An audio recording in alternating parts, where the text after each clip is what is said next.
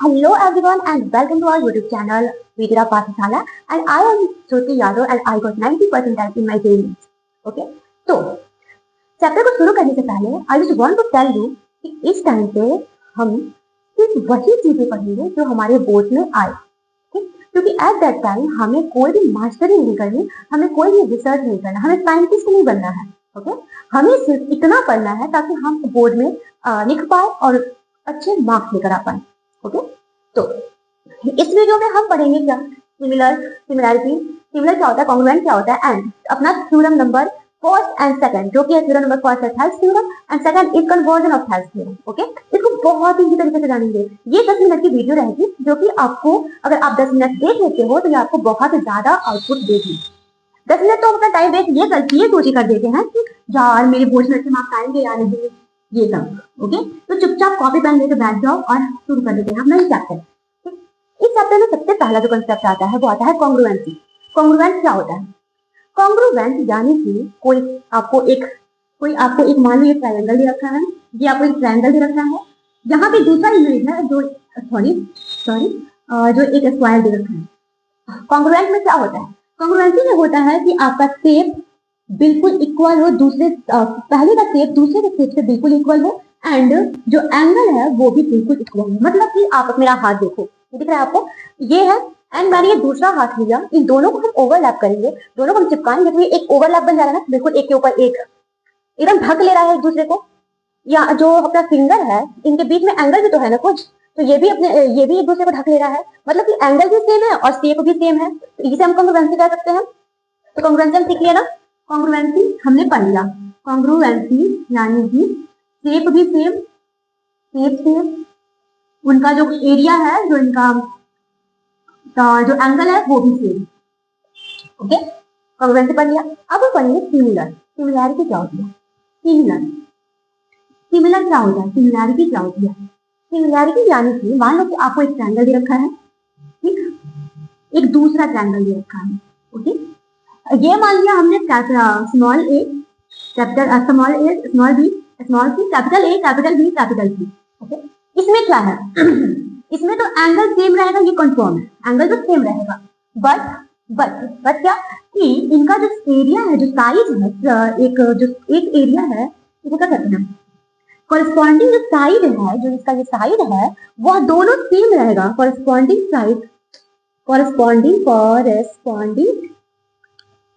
Side का जो ratio है, नॉट साइड, मतलब ये नहीं है कि अगर ये 1 सेंटीमीटर है तो ये भी 1 सेंटीमीटर, ऐसा नहीं। कॉरेस्पॉन्डिंग साइड का रेशियो सेम है, रेशियो यानी कि ये कि अगर मान लो हमने ए बी बट्टे बी सी लिया, ए बी बट्टे बी सी लिया, ए बी बट्टे बी सी लिया, तो ये अगर 1/2 है, 2/4 है, मान लो हम 2 लेते हैं तो 2/4 है, तो जो स्मॉल ए बी बटे स्मॉल बी सी है ये 1/2, मतलब हम इसको क्या करेंगे, अगर हमने इसको घटाया तो ये भी 1/2 आ जाएगा, 1/2 आ जाएगा, तो दोनों का रेशियो सेम हुआ ना, मीन्स इनका रेशियो सेम है और एंगल भी सेम है, उसे हम कहेंगे सिमिलैरिटी। समझ गया ना? आगे ना समझिए। अब इससे रिलेटेड एक आगे का कॉन्सेप्ट है जो भी है आपका सिमिलैरिटी ऑफ पॉलीगन। क्या है? Similarity of polygon, similarity of polygon. अब हम बात करेंगे पॉलीगन क्या है, मतलब कि पॉलीगन क्या है। जो पहला कॉन्सेप्ट आता है आपका, पॉलीगन क्या है? पॉलीगन यानी कि स्ट्रेट लाइन से बना हुआ फिगर। अब और मिनिमम इसमें कितनी लाइन जुड़ी होनी चाहिए? मिनिमम 3 लाइन, कम से कम 3 लाइन तो जुड़ी ही होनी चाहिए। पॉलीगन समझ में आ गया ना? पॉलीगन यानी कि ऐसा फिगर जो कि स्ट्रेट लाइन से जुड़ के बना हो, बिल्कुल स्ट्रेट लाइन। मान लो कि ये दोनों स्ट्रेट लाइन है, ये दोनों मिला के बना, तो आप देखो ये 2 स्ट्रेट लाइन है, इससे तो एक क्लोज्ड फिगर नहीं बना ना। अपने पास 3 लाइन होगा स्ट्रेट, तो एक क्लोज्ड फिगर बनेगा, मींस कि मिनिमम हमें 3 लाइन ही चाहिए एक क्लोज्ड फिगर के लिए, मतलब स्ट्रेट लाइन से बना हुआ एक closed figure. Okay, closed figure मतलब कि आपका पैरेललोग्राम, क्वाड्रिलेटरल, स्क्वायर, ये सारे पॉलीगन में ही आते हैं। समझ लिया ना इतना? चलिए अब हम क्या करेंगे, अब हम पढ़ेंगे कि तो अब हम जानेंगे प्रूव करना रेशियो की। आपके ना हर जगह क्वेश्चन, मोस्ट इंपॉर्टेंट कॉन्सेप्ट है ये, ये जान लो, इसके बाद तुम ना बोर्ड में ही आता है, समझे, मोस्ट इंपॉर्टेंट है। तो इसको हम कैसे करेंगे, मान लीजिए पहले हम नाम लिख देते हैं, ये फर्स्ट थ्योरम है आपका, जो कि क्या है, बीपीटी भी कह सकते हैं और थेल्स थ्योरम भी कह सकते हैं। Okay, theorem. इसको भाई तुम छोड़ के मत जाओ वीडियो को, 10 मिनट में हम बहुत कुछ सीख लेंगे। ओके, तो सुनते जाओ, अच्छे से सुनते जाओ, प्यार से सुनते जाओ। हमने बनाया एक ट्राइंगल।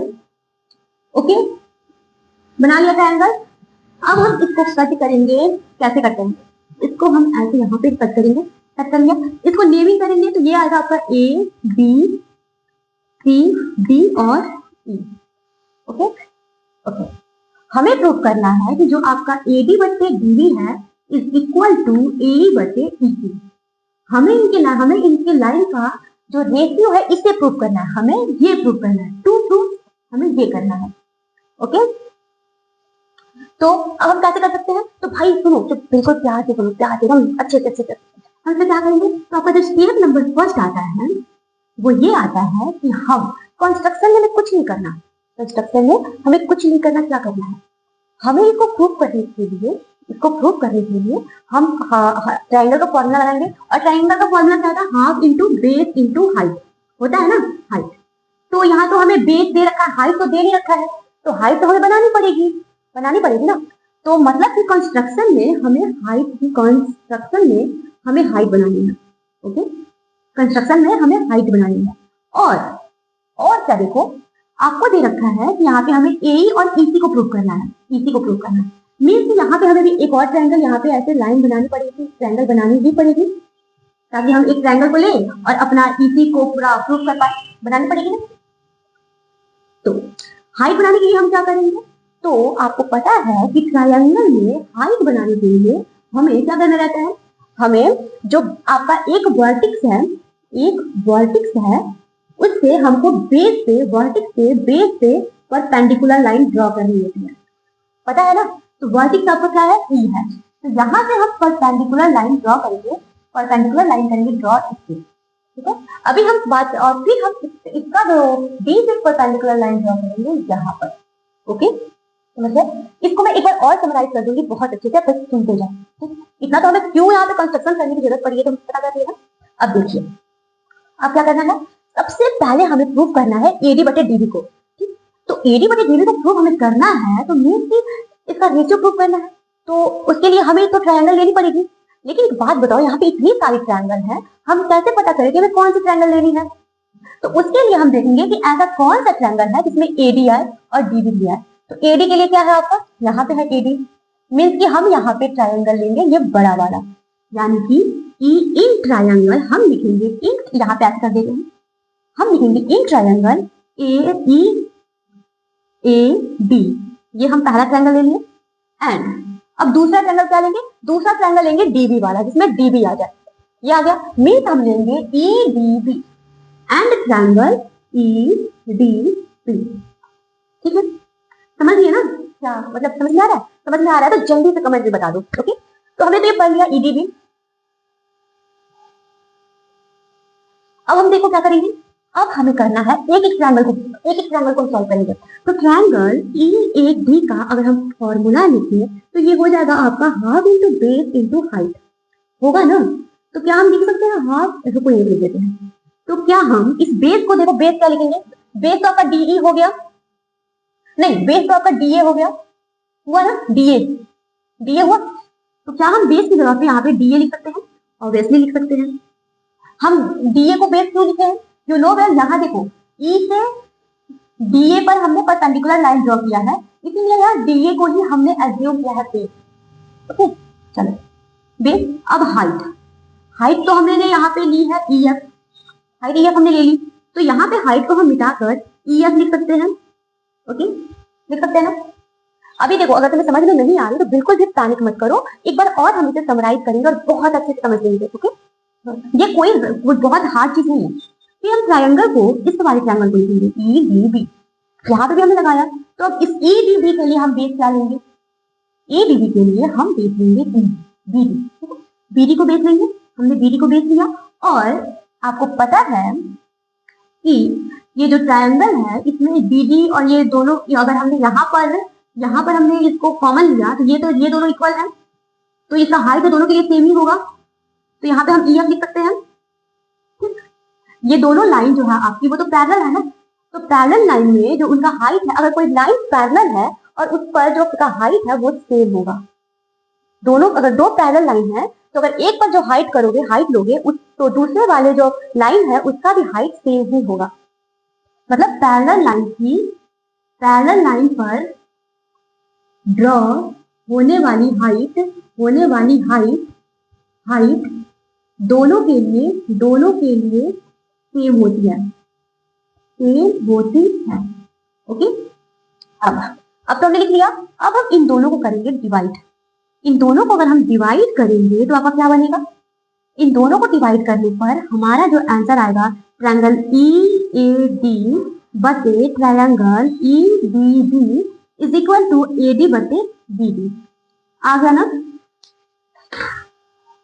ये आ गया आपका ट्रायंगल। हमने प्रूफ कर लिया ना, कर लिया। अब देखिए हमने AD बटे DB तो हमने प्रूफ कर लिया, उसी तरह से हम AE को ऐसा हम ट्रायंगल में ढूंढेंगे जिसमें AE आपका बेस हो, ठीक। तो वो क्या होगा, वो आपका होगा BAD।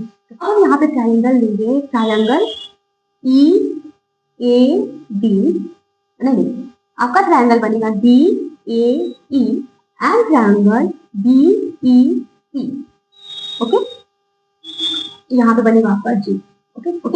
तो आपने ट्रायंगल लिया तो उसी तरह से हमें इसी की तरह उसे भी लिखेंगे DAE। तो यहाँ पे आपका हो जाएगा हाइट हो गया, आपका बेस हो गया, आपका बेस क्या हो गया, आपका AE हो गया, एंड आपका जो हाइट हो गया क्या हो गया, DD हुआ ना हाइट, क्योंकि यहाँ पे इसके बेस परपेंडिकुलर लाइन क्या आई है, DD आई है ना, तो क्या हम यहाँ DD लिख सकते हैं। उसी की तरह हम ट्रायंगल BEC को करेंगे तो ये बनेगा आपका हाफ इंटू बेस क्या हो जाएगा, इसका बेस हो जाएगा आपका EC इंटू DG।